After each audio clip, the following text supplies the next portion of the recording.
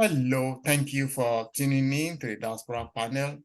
This is the Diaspora Panel, the voice of the diaspora, where we discuss Nigerian politics and international politics. I have with me Mr. Olaitan Adedigba, who is based in the United States of America. Mr. Adedigba, you are welcome to today's meeting. Yeah, it's my pleasure being here today. I also have Mr. Olalawa, who is based in Canada. Mr. Lawa, you are also welcome. Thank you for having me this morning. And to all our viewers, we want to say sorry, we've been away for a few weeks. We went on holiday, but we are back now in full force. And if you are a new person, if you have not yet subscribed to our channel, please hit that subscription button. It means that anytime when we do a new video, you'll be one of the first people to know about it. If you have any information you want to give us, or if you have any advice for us, or if you want to give us any complaint, please send your email to info@diasporapanel.com. My name is Dejola and I'm based in Dublin, Ireland. Today, we're going to discuss a couple of things. We want to discuss the political stalemate in Ondo State. We are also going to discuss the policies of the Tinubu government relating to electricity power generation and to the solid mineral policies of government. So these are three things we are going to discuss. So we're going to start with the impasse, the political stalemate in Ondo State. In the last few weeks, we've seen what has happened in Ondo State. We know that the governor of the state has been sick for some time and is not being able to perform his duties in the office. In fact, in the last few months, he has not been to Ondo State. He's been in Ibadan, where he's recuperating. And one would have thought that according to the Constitution, the deputy governor should have taken over as an acting governor and to perform the role of the governor until the governor is fit and ready to come back to continue with his job. But what has happened is that there seems to be some succession politics. Some people in the APC, some leaders in the APC, are not comfortable with the deputy governor, Ayedejiwa, to continue as acting governor. They've tried to impeach him, and they've tried to frustrate him. They've done everything, just to make sure that it does not succeed his principal. A few days ago, the president himself, President Bola Ahmed Tinubu, called all these warring factions to Abuja, where he, tried to mediate in the situation, and it looks like, things are getting under control. But the question I want to ask you, let me start with you, Lighton.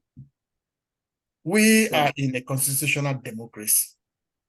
The Constitution says if a governor or a president or maybe a local government, even an elected executive, by maybe one way or the other, if he's not able to perform his function, whether he's sick or maybe he died, the deputy will automatically step in, to act until the principal can come back to continue.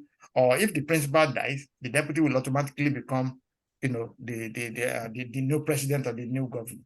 But in Ondo State, what we are seeing is that some people are trying to bypass that legislation. They're trying to make sure that the deputy governor did not succeed in acting as governor. What do you think is happening in Ondo State, Lighton? Yes, it is only, I don't know. I don't know the reason why they are sidelining the deputy governor. But the Constitution, we are following the Constitution. The Constitution says, whereby the president is incapable, the president or the governor is incapable of performing this statutory function, the deputy governor or the vice president should take over. But I see no reason why it should not be handed over. I mean, they should not hand over the reign of the government to the deputy governor. I don't know, but from all indications, it seems that some people in that state, they don't want him to become the acting governor. I don't know why. The reason is far-fetched to them. And everybody, we must do the right thing, always. Where there is injustice, there will not be peace. Right? Some people will support the deputy governor too. They will not like it. They will not like what is playing now. The game that some people are playing over there is strong. The two of you fight. They won election on a joint ticket. Some people voted for the deputy governor because of for APC because of the deputy governor. So why should they at this moment in time? I mean, at this time, they should know they should be. They should relegate the president. I mean, the deputy governor to the background. He's strong. So that is my take. We should follow the constitution. We should, whatever the law says, let us do it. Thank God, Akeredolu is a son, is learned, he knows what is going on. He's been championing the cause of the masses. So I see no reason why he should not hand over, whatever might be the differences between him and the deputy governor. I see no reason why he should not hand over to the deputy governor. Right? That is an acrobatic display of justice. Okay. Thank you. We seem to have lost Shukbo, but we will just we'll just continue until he rejoins us. So so the next thing I want to call your attention to, okay, I think Shukbo is back here, is that let's just wait, hold on a minute. In the last few days, we saw some people who said that they have authority from the governor, who never came out to say anything. And they went ahead to, install, new local government chairman. They're saying that they have authority from the governor. They have a signed letter from the governor, but nobody has seen the governor. The governor has not even made a recorded statement to say, okay, it looks like that some people, they have usurped the power of the governor because the governor is now sick. And they are not and what has happened now is that the Senate has now said that any local government chairman that has been, put there, not by vote, not by election, that the allocation should not be released. So, do you think this is the right thing to do for either the House of Assembly or anybody who has not been elected to say they want to put in a local government chairman there? Nigeria, I don't know where Nigeria, we still believe in the rule of thumb, right? Where you continue doing things in haphazard way, you will be getting haphazard results. Why should you, it's undemocratic, why should you go on the instruction of governor, right? Why the deputy governor is there, on the instruction of governor, who is on sick bed, recuperating, who cannot write, who cannot read, who cannot do anything, and you are saying that you have the instruction of the governor to go and swear in some local government chairman, local government, not only chairman, the councillors. It's wrong. Why should you do that? They should follow the constitution. What did the constitution state? The constitution stipulates that they should vote for any elected representative. Why are they unpicking? Right? Why are they unpicking? It's wrong. You should not have done that. And you are doing it, you sideline the deputy governor, who is supposed to be the chairman of the occasion. The deputy governor should sign, they should perform the oath before the deputy governor. Right? The government is wrong. Why should you be doing that? You cannot just do that. And now, they don't, I mean, get me right now. Those people, they might spend 2-3 years there, and the court will sack them. Right? Those people, they unpick and put there. We are just making mockery of democracy. It's wrong. It's wrong. Let me go over to Shukbo. Shukbo, what is your opinion about what is going on in Ondo State? In fact, what I wanted to contribute on is we understand that one of the local government chairman, or maybe the deputy chairman that was now appointed, it's an able person, and we understand that Akeredolu's wife is Igbo. And then how can you now be electing, appointing Igbo to head local government chairman in the heart of Yoruba land? Well, I think there is a lot more to what is happening, but clearly it seems that the governor and the deputy governor are definitely not on good terms, which is quite interesting because, typically you would pick someone who, ideally should be able in your mind as, the person on the top of the ticket to step in, and become governor, if for any reason you're available. That's actually, the provisions that are made in the Constitution. I think governance in Nigeria generally has been so bastardized, that, the people don't even know their rights. I mean, if a governor is not available, for whatever reasons, either for health reasons, I think, if you look at the US, this happened, a little, probably over about a decade ago, when the governor of a state in South Carolina, was basically, unavailable. And I believe within about 72 hours, the state legislature did the rightful thing. That unfortunately does not happen in Nigeria.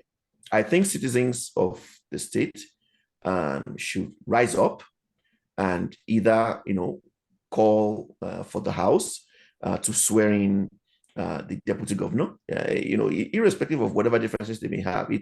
It is the people of the state that will suffer. And I don't understand why, in the absence of a governor, I mean, who picked the people to act as local government chairman? I mean, this should even be decisions that should be made at the local level.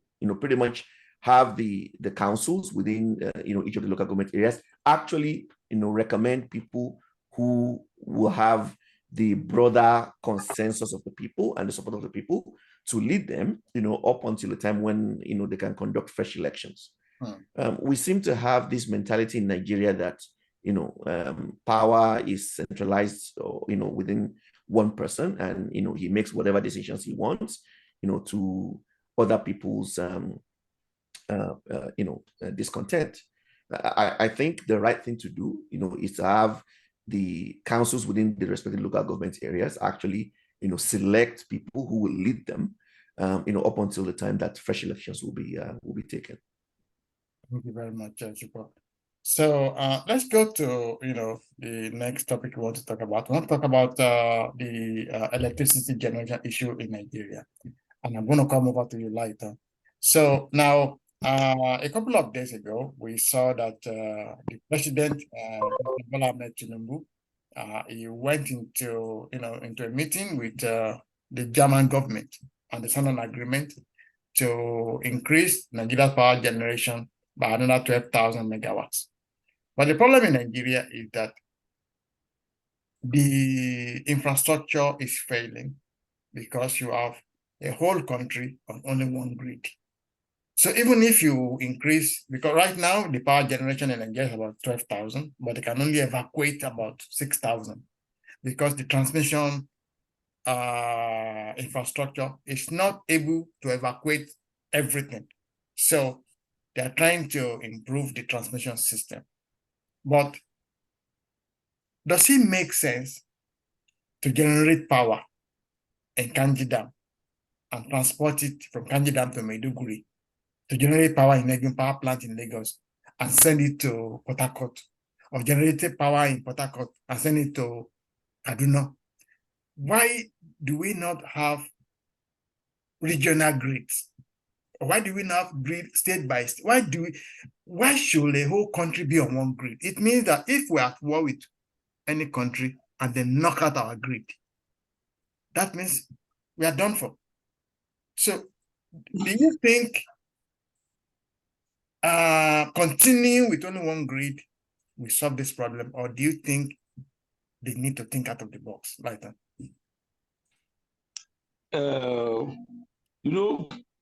The haphazard way of doing things in Nigeria has become another of the day.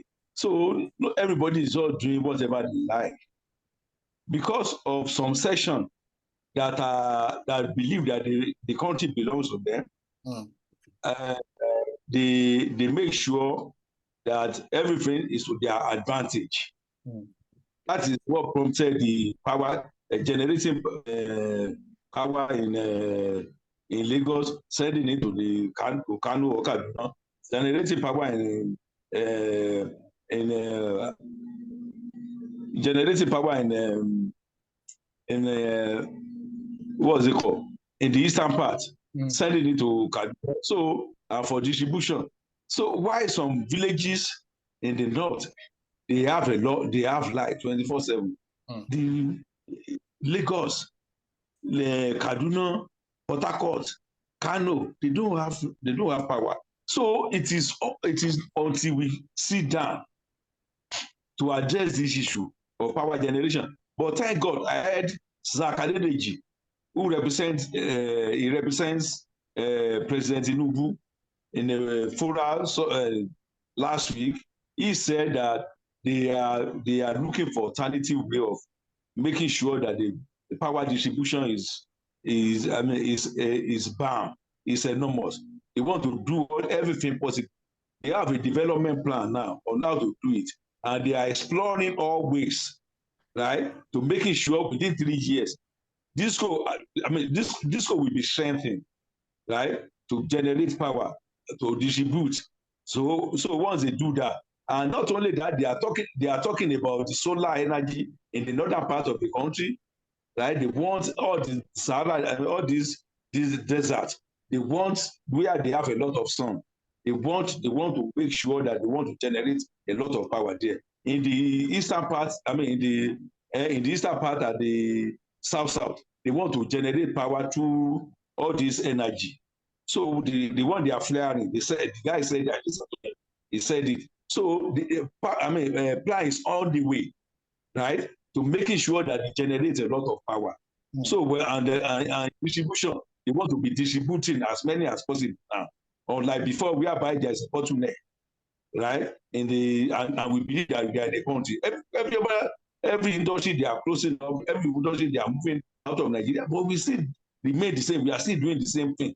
And I see no reason why Disco contract should be extended. I see no reason, right? Given that when President Jonathan was here, they did everything possible. They good their way. But now, when they should make sure they terminate this agreement, because I heard His Excellency Fashola saying that sometimes ago, right? They just brought before Jonathan, he just signed. It doesn't even bother to read what he was signing. So this time around, they should make sure that whatever Disco wants to generate and distribute, they should be distributing it. And federal government too, they should embark on massive power generation and distribution in Nigeria. So we should be having, we don't have any excuse not to have 24/7 electricity in Nigeria again. Thank so you with the way government go.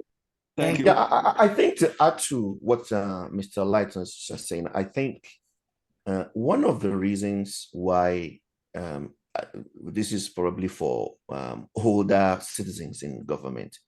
One of the reasons why the youth are so much angry at the current group of leadership in Nigeria is exactly for this reason. We have a bunch of old people who are trying to solve modern problems using old ideas. It never worked. It's never going to work. You cannot have a country with over 200 million people all on one grid. I mean, even you don't need to be a power professional to understand that doesn't make any sense. It just doesn't. If I were a governor in Nigeria, what I would do is I will embark on a massive power generation scheme, combining, renewables with all, kinds of power generation. I would, build my own grid and I would disconnect from the national grid. Is exactly what I'm going to be doing. Yeah. It will be state-owned. It will provide employment to people locally in the state. And if power is stable, that becomes actually an avenue to attract investment into the state. So that is what I'm going to do. I mean, if you look at North America, I think, has about 5 different regions. And the industry is fractured between generators, transmitters, and then you have the last mile that serve as the distribution.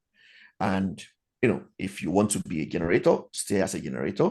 The distributors will distribute it across the state, and then the last mile will provide it to end users and buy. So it stimulates the economy, but more importantly, what that actually does is also it creates some form of redundancy. As you said, I mean, if Nigeria happened to be in a conflict, you would have to take out potentially maybe 5, 6 different grids for to lose power. So it doesn't show that the people who are making these policies are thinking the right way. And if they don't understand exactly the gravity of what they're doing, they're obviously not listening to people who do. This has been a traditional problem, I think, with leadership in Nigeria. They don't listen. They just seem to think that you can solve a problem by just throwing money at it. It has never worked, and it's not going to work either this time. And Lighton, come to think of it, what is the propriety in having national grid? A national grid that everybody will be on that grid, from Maiduguri to Sokoto to Port Harcourt to Lagos to Ibadan. Everybody on one little tiny grid of. When I was in my NYSC in 1985, we were doing 2,900 megawatts. 1985, that's almost about 40 years now, or thereabout. Today, yes, we are still transmitting about 6,000. So in 40 years, we just graduated from 3,000 to 6,000. And I remember that the government of Obasanjo spent about $16 billion. $16 billion, yes. US dollars, yeah. And we are still on 6,000. So, and we thank God that the last regime of Buhari has liberalized the power sector, so that every state, every local government, they can have their own, grid. So I don't understand why the Minister for Power, they're still saying they want to improve the national grid. What they should be doing is to encourage, different states or different regions to start a grid and help them, maybe materially or financially, instead of the government saying the federal government should have their own electricity in Abuja and allow the different regions and geopolitical to have their own. What do you think that's a good idea, Lighton? So it boils down to the self-aggrandizement, the selfishness on the part of our rulers. Some rulers, when they concentrate, they have the monopoly, right, of everything in Nigeria, in the monopoly of wealth, the monopoly of political sagacity, the monopoly of everything, right? They know what they are doing. They just plan, they keep plan. But all these people, they are just following them, right? The Easterner and the Westerner, they are just, these people, how can you unfilter access to electricity in Nigeria without people, the cities whereby they have so many industries, they don't have light. Go to the remote villages in the north, they will have light. So this is what we are talking about. It's wrong, but thank God, I heard this guy, the minister, Sack, saying that affordable power supply will be available in Nigeria in the next 3 years by the grace of God. They want to make sure the Lagos, Calabar, all these coastal areas, Yenegua, Benin, and others, they want to be generating a lot of power there. So now come to the distribution. So they must be able to be distributing there too, right? Not that they will be sending to the center. Center will now be distributing to the states. right? So, and their people will be there. Okay, send to Kaduna, send to Kano, send to Katsina, send to there. So, in Lagos, they will live. Ibadan, they will no light. Benin, they will no light. Port Harcourt, no light. So these are the area we need, and these are the people doing. They are producing a lot. They are paying a lot of taxes. And even in the last 5 years, the grid has collapsed about 20 times. Yeah. Once the grid collapses, the whole country is done. I think we have to understand one thing to what Mr. Leiter is saying. The reason, when you are making decisions, particularly when it comes to things like infrastructure, what you do is you look at what is in the best interest of the country. We don't have leaders who make decisions based on what is in the best interest of the country. We have leaders making decisions based on their own agenda. And what is that agenda? Look, if power is not centralized, you cannot control people. If power is decentralized, you lose certain control.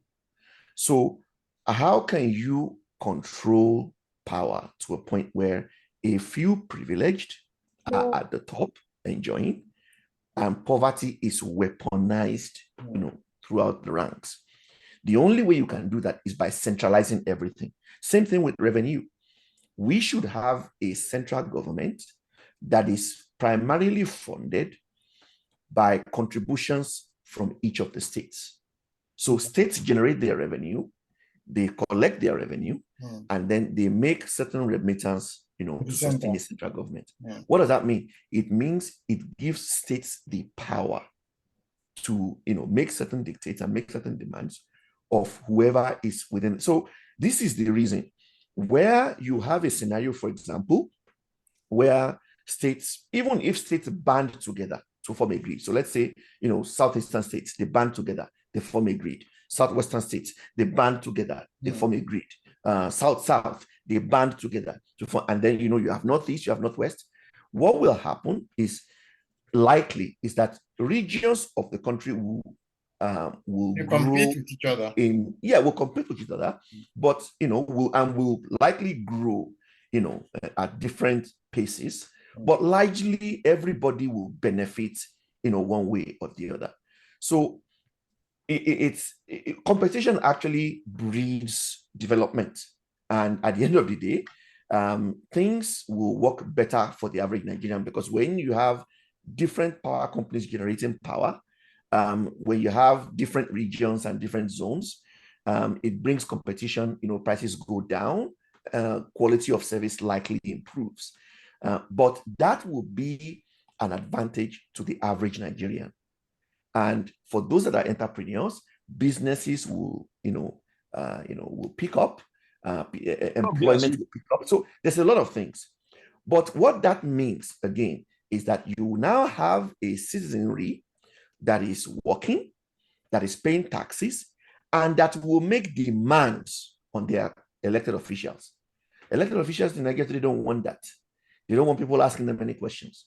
They want to be seen as lords, who everybody else should bow to. As rulers instead of servants. Exactly. So anyway, we'll leave it there. Leiter, you wanted to say something quickly? Yeah, to buttress what you was just saying, our leaders are our problem.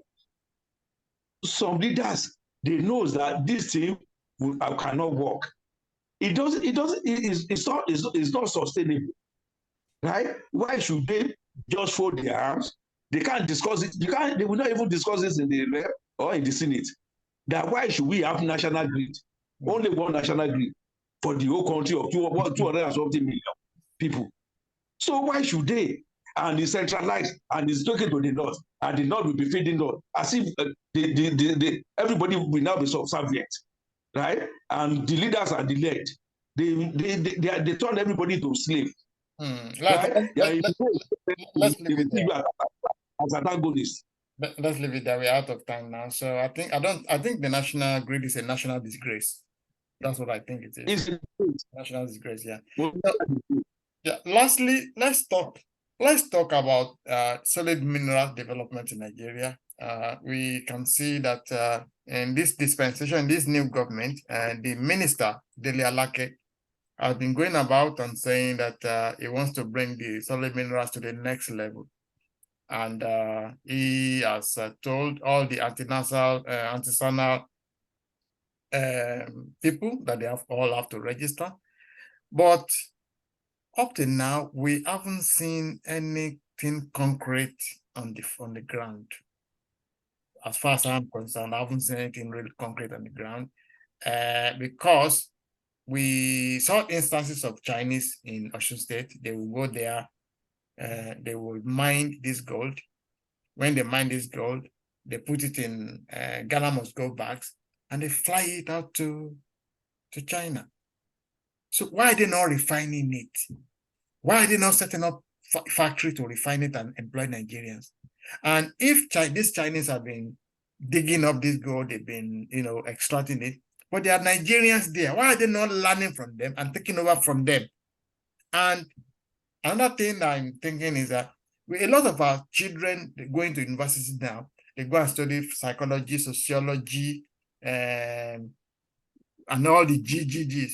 Why are we not teaching them how to extract minerals, how to, how to mine, how to extract, and how to fabricate, and so that we can actually have people who are capable of doing this job. They can, and then we teach them some business skills so that after you've learned how to extract mineral, how to mine mineral, and how to fabric, do this thing. So then we can teach them once they are finished, how they can obtain a license to mine, how they can obtain loan from bank to buy, machineries. And we have over about 500 minerals in Nigeria. We can teach them from tin and columbite in Jos to gold in Ilesha and Zamfara State to iron and steel. These are things I think the government should be looking at. So let me start with you, Shupo. What do you think is going on with our solid minerals in Nigeria in this dispensation? So I think in the area of solid minerals, I think again, what we've seen is a problem that the government seems to be approaching in a wrong way. We seem to have a thinking in Nigeria that government has to do everything. Government has to develop solid minerals. Government has to develop agriculture. No. What the government needs to do is to put a framework in place. So if you're going to develop solid minerals, first and foremost, the framework would be, it can only be developed by local indigenous companies, so locally owned. They can have foreign partnership, but the foreign partnership cannot, for example, be more than 50%. What will that do? That will first and foremost spur creation of local companies that can actually develop, this sector. They can partner with organizations, outside of the country, but all of the rules and regulations will ensure that, minerals are developed, within the country.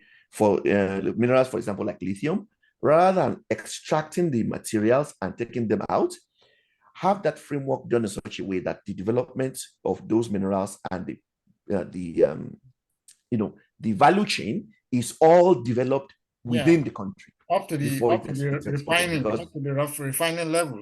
Exactly, because otherwise what's going to happen is that the raw materials are going to be extracted. Local workers are going to be paid peanuts, and the materials are going to be taken out of the country, where whoever is taking it out will now be reselling back, and getting more. So those are the type of things that government is the framework that government needs to put in place, first and foremost. Secondly, government can work with financial institutions to make credit available, because some of these will require huge machinery. It will so a lot of incentives, that government will guarantee loans that companies locally can go to banks, get these loans. They can give them, they can freeze excise duties in importing, some of the equipment that they will need. All of these things will do what? Will spur local investment. it will create jobs.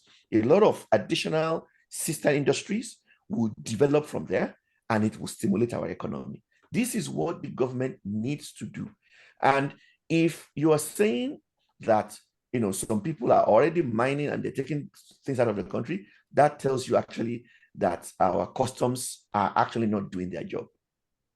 If they are, there should be people who already should have been caught, and they should have been, prosecuted, in accordance with the law. It's actually to the knowledge of the government. I saw a picture where I saw the Chinese man and with the bag of gold, in Ghana must go back, and there's an helicopter, and there are government officials there, and they're just taking it to the helicopter. They're flying it away into the. So I don't know how that should work. Why are they not refining it and employing Nigerians? So, Lighton, what do you think is going on? The oversight centralization of power. When they are refining gold in Elisha, they are refining Columbite in Jos. They are issuing license in Abuja. What is the state doing? No, what is the state doing? What are they? What is the state? What is the permanent? If you want a license now, you have to go to Abuja for a license. Why should you go to Abuja? No, why should you go to Abuja for license? These are the problem. Right? The states know all these things. They map everything out from Abuja, and they will ask you to go to this place. They will collect money for. They will do this. They will collect. But the people of the state, they are handicapped. But these people who are investing in gold in Nigeria, in Elisha, they give them a peanut. They don't employ Ijeshas. What are the terms of engagement? No contribution to the Ijesha land. They dig the ground, they assume gold, then they leave the place. Another thing that I noticed is that when these people get their license from Abuja to be able to mine, they just go into people's farms with a digger, and they start digging. They start digging people's farms. They have not bought the land. They just go into anybody's farm. Can you do that in advanced countries? This is what I'm saying. The people, the state know what they have in this area. They know what is. They should go to the state. There should be an enabling law. All these states too, they should know. They should let people aware fast. Who can do? I mean, the geologists. They should come there. They will have the government. They are coming with their police. Chinese are coming to they come with police that will be protecting them, and they will be digging people's cocoa farm, digging people's land. Not paying them any money. Chinese, they will come and kill Nigerian people in Ifewara, in Pendo, in everywhere there. For what? So you see what I'm talking about. But people in Abuja, they've collected money. So what anybody that just will go and silence them. You remember what happened to Kensaruwa now?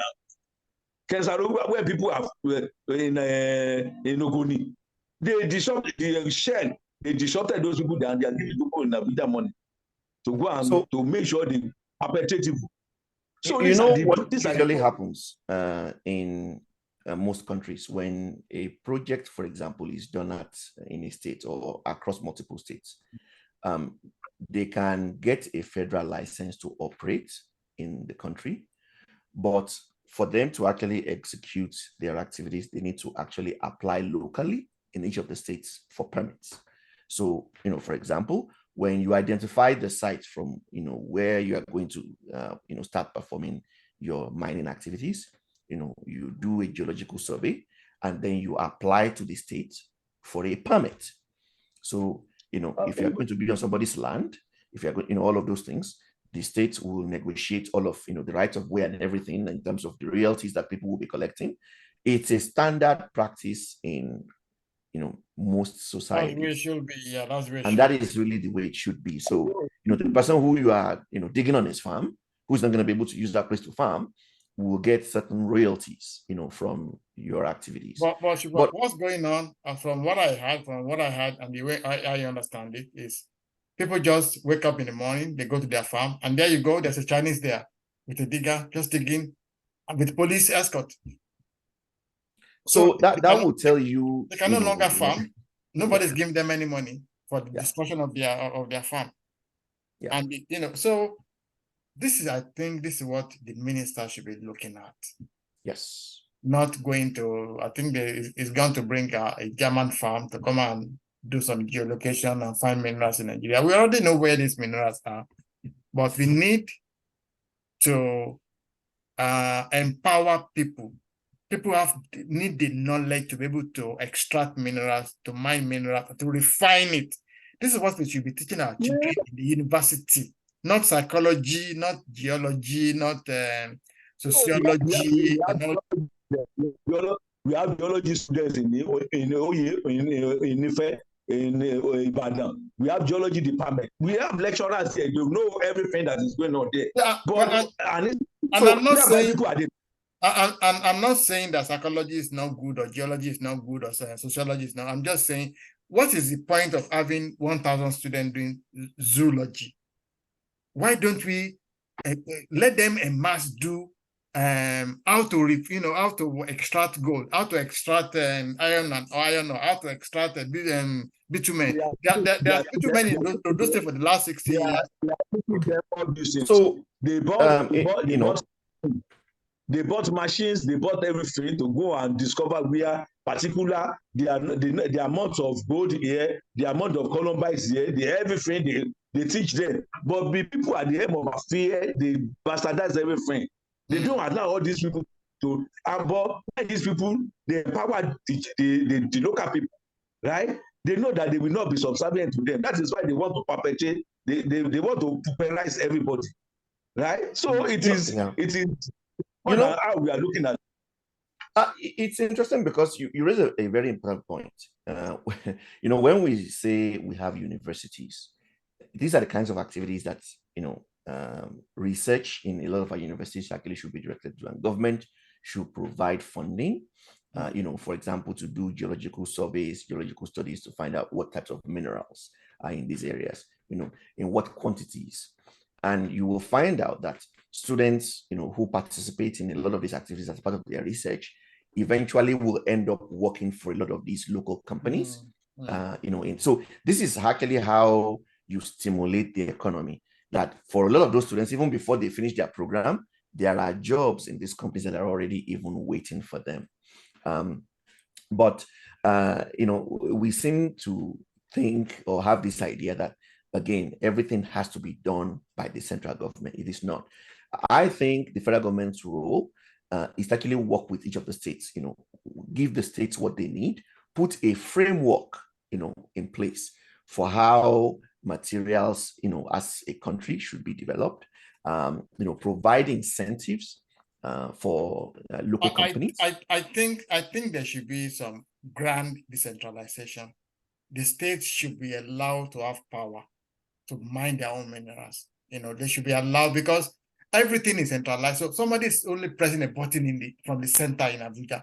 So if that person is not performing, the entire system is bavad.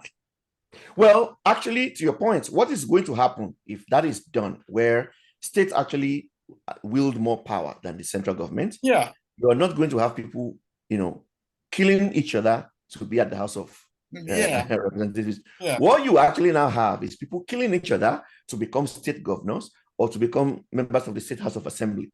Again, but to your point, I think empowering local communities is the way to go, because this is part of a whole grand scheme of restructuring Nigeria. If we really want Nigeria to work, we have to empower states to generate revenue, to grow their own economy, to develop, at their own pace, and then put something towards sustaining a central government.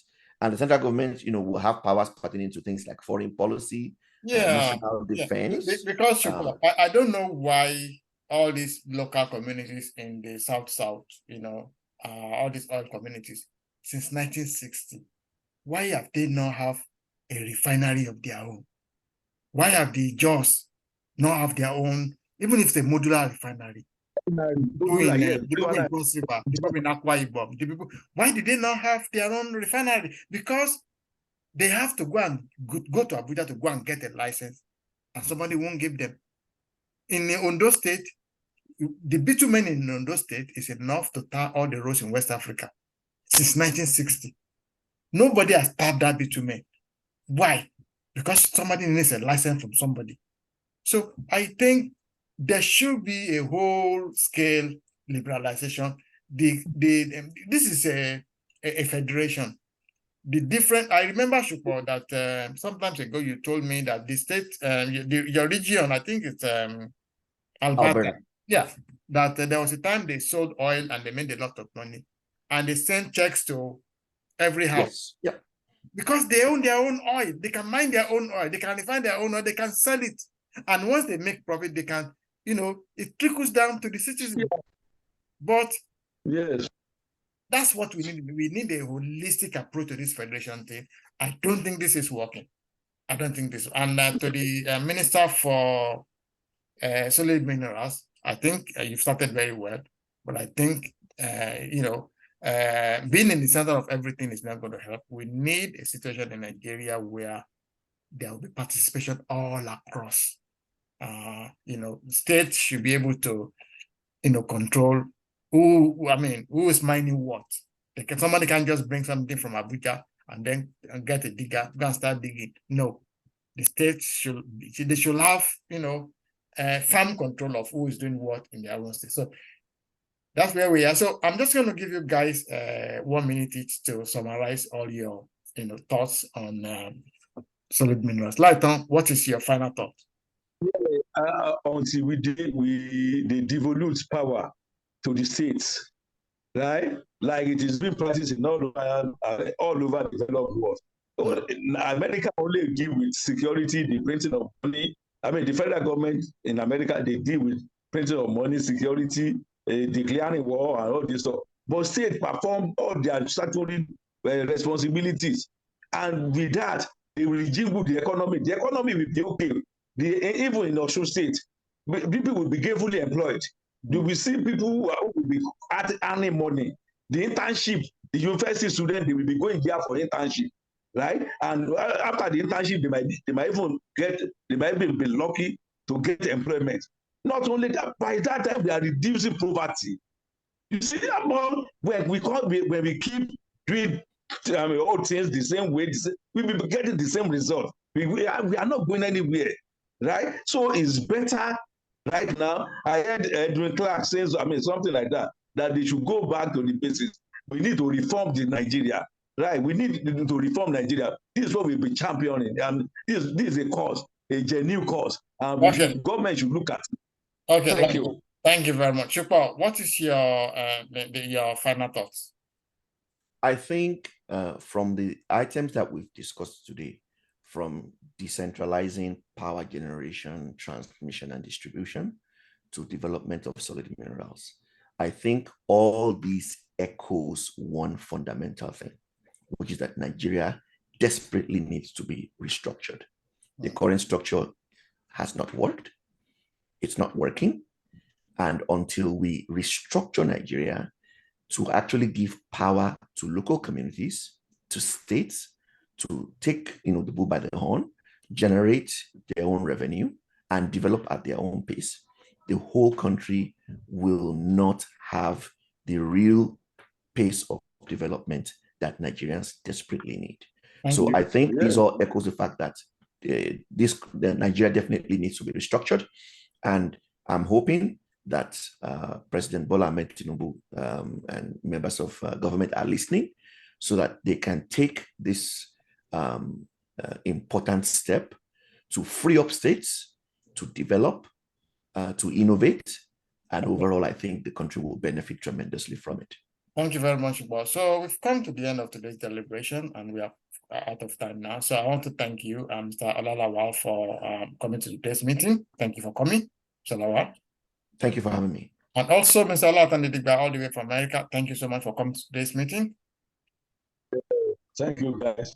And to all our for having viewers, me. please, if you have not yet subscribed, please hit that subscription button. It means when we do the next video, you will one of the first people to know about it. I want to say thank you. We'll see you again next week. God bless you.